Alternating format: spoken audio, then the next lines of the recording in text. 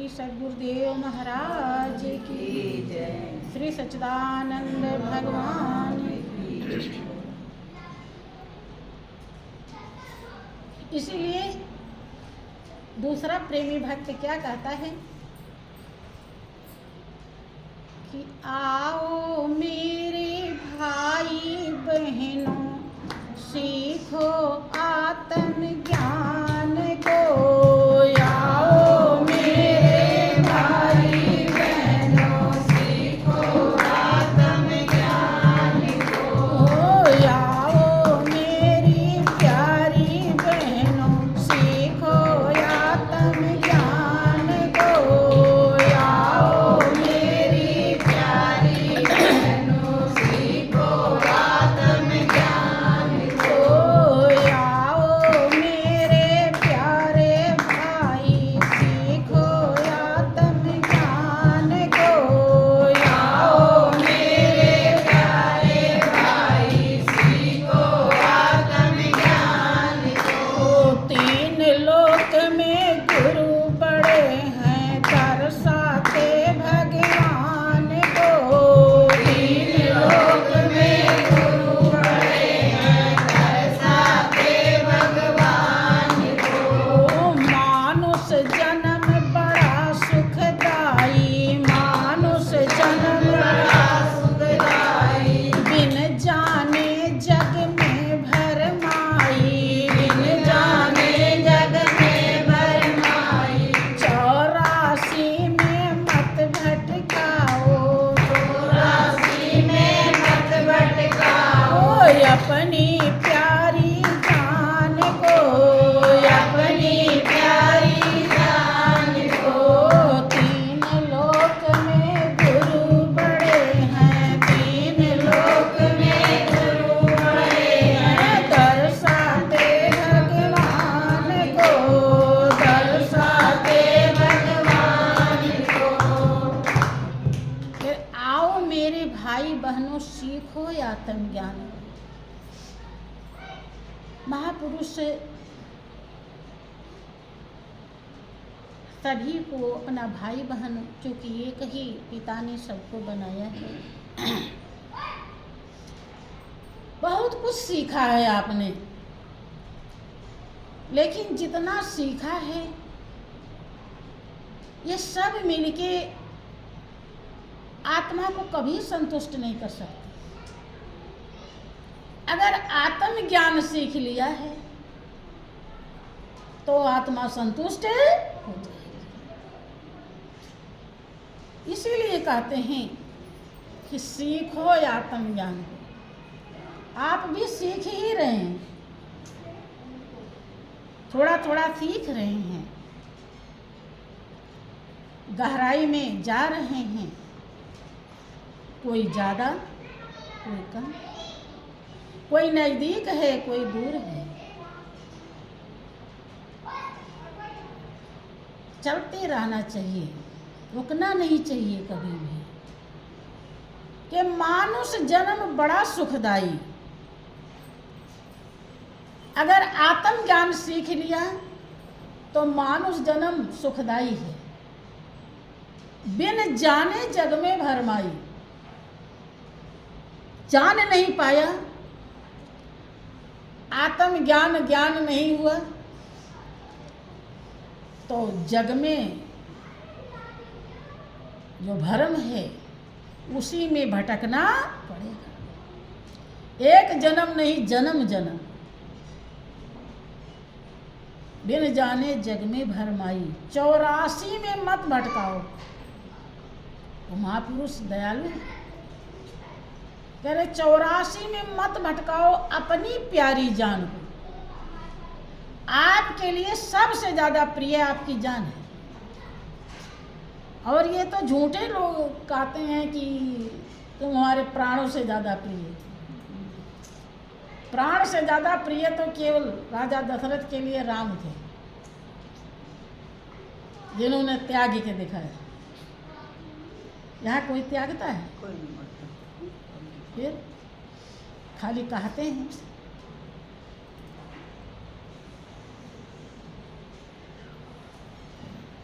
उसे इतना सीखिए कि कोशिश करिए। कितनी बार समझाया जाता है,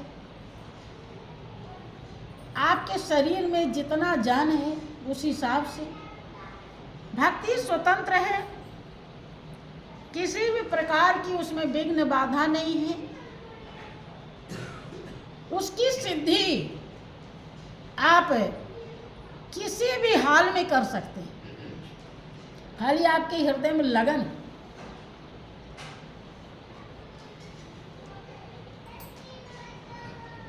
सबको सुलभ है, सभी दिनों में सुलभ है, सभी देशों में सुलभ है, सब समय में सुलभ। भक्ति स्वतंत्र सकल सुख खानी। सुखों की खानी इसलिए है कि जितना आप उसे लव लगा लेंगे, जितना आप इकट्ठा कर लेंगे, उतना आप उस सुख शांति आनंद के नजदीक पहुंचेंगे। कोई चीज मिली भी ना हो लेकिन दूर से दिखाई पड़ रही हो तो भी आनंद आ जाता है। आता है कि नहीं? आप तो बस मिलने ही वाला है, भूख लगी है और देख रहे हैं आटा गूंथा जा रहा है, मन कहने लगता है कि ज़्यादा देर नहीं लगेगा, रोटी मिलने वाली है। तो इंसान सुकून अनुभव करता है। ऐसे ही आपका हृदय सही सही बताने लगता है कि सत्संग कितना कीमती है, संत की बाणी, एक एक बाणी कितना कीमती है और हमें जरूर जाना चाहिए, हमें ध्यान में जरूर बैठना चाहिए। यथाशक्ति बने हमें दान भी। आज आपको प्रभु ने मौका दिया है और आपको कंजूसी से फुर्सत नहीं, कल ही बुला ले, चलो दान ही कर लीजिए, ध्यान नहीं कर पा रहे तो कम से कम जितना किए रहेंगे वो आपका तो होगा, उसे कोई ले पाएगा। आत्मा का वही साथी है और जहां भी जाएगी वहां वो उसे मौजूद मिलेगा, कोई भी लेकिन की गुंजाइश नहीं है। लेकिन हम दाएं बाएं से फुर्सत नहीं पाते हैं। मौका जितना था चला गया, अभी भी जो है वो भी चला जाएगा, वो रुकने वाला नहीं। हम करें या ना करें वो कभी नहीं रुकेगा। ये मौका है जीवन का गुलजार चमन कर ले, अपने चमन को खिला लीजिए, जीवन को खिला लीजिए। ध्यान रहे, खास तौर से मालिक ने आपको जिंदगी, ये सुनी सुनाई बात नहीं, मैं अपनी अनुभव की हुई बात बताती कि मालिक ने जीवन खास तौर से रोग भोग के लिए नहीं, केवल मालिक से प्रेम करने के लिए। हाँ, प्रेम के वक्त कुछ भी मिल जाता है, कोई भी व्यवस्था अच्छी से अच्छी मिल सकती है, क्योंकि प्रेम करने वालों के जीवन में 3 तरह की बात होती है कि कभी घी घना, कभी मुट्ठी भर चना, कभी वो भी बना। ये तीनों एडजस्ट करना पड़ता है। जब उसकी ज्ञान दृष्टि खुली होती है तो एडजस्ट करने में कोई दिक्कत है? हाँ, यही कर लीजिए तो आप ज्ञानी भी हैं, आप ध्यानी भी हैं, आप पारखू भी हैं, आप भक्त भी हैं, आप प्रेमी भी हैं, अर्थात जीवन की कीमत आप प्राप्त कर लें। लेकिन ये भी खाली कहने का विषय नहीं है, ये प्रैक्टिकली अनुभव का विषय है। जब तक उस रास्ते पर नहीं पहुंचेंगे तब तक संभव नहीं है, कितना भी कहा जाए।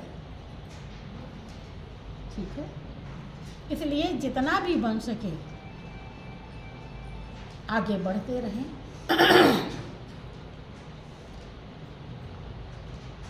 बस इतना अपने मन को समझा लें। अभी अब भजन सुन रहे थे कि मुक्ति का कोई तो यत्न कर ले, रोज थोड़ा थोड़ा हरि का थोड़ा थोड़ा हरि का भजन करने का मतलब है कि उसकी तासीर आपको अनुभव में आवे। जब अनुभव में आएगी तब इधर की तासीर मिट जाएगी, उधर की जब महत्वपूर्ण होगी तो इधर की महत्वहीन हो जाएगी, और जितने इधर की महत्वहीन होगी उतने जल्दी आप मालिक के चरणों में पहुंच जाएंगे। कि आत्मा के साथ साथ मन कर ले, मन ही दुनिया में के चक्कर लगवाता है, और जिस दिन ये मन आत्मा के साथ हो जाएगा तो ये मन भी आत्मा ही बन जाएगा। फिर आप वासुदेव बन जाएंगे, फिर अनुभव करने लायक हो जाएंगे कि हम खुद ही सुख शांति आनंद के भंडार हैं, हम कहाँ भटक रहे थे। बात समझे? लेकिन जब तक ऐसा नहीं तब तक दिक्कत है।